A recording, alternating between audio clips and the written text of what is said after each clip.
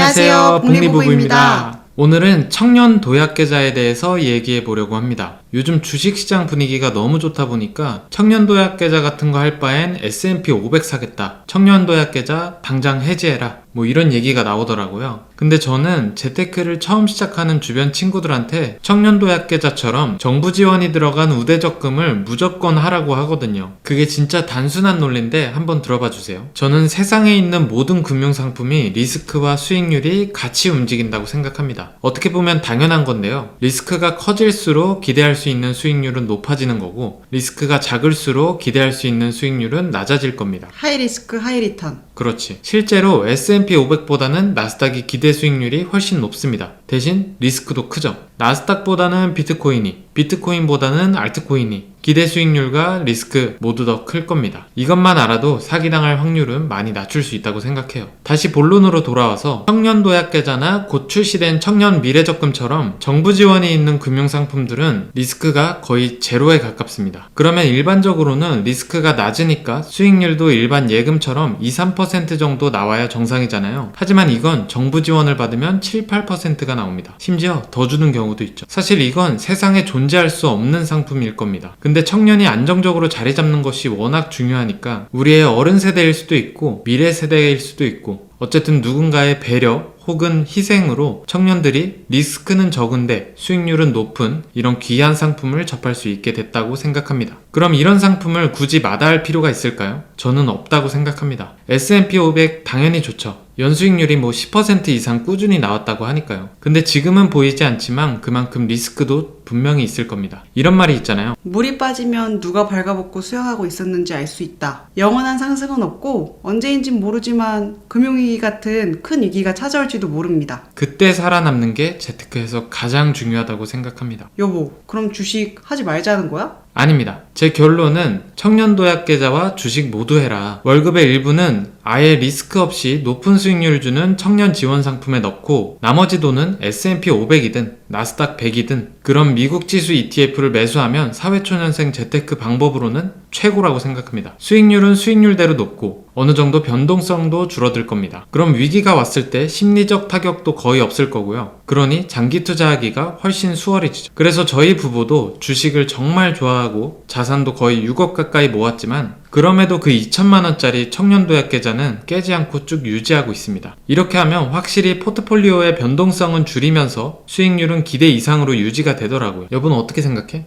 나도 그렇게 생각해. 오케이. 오케이.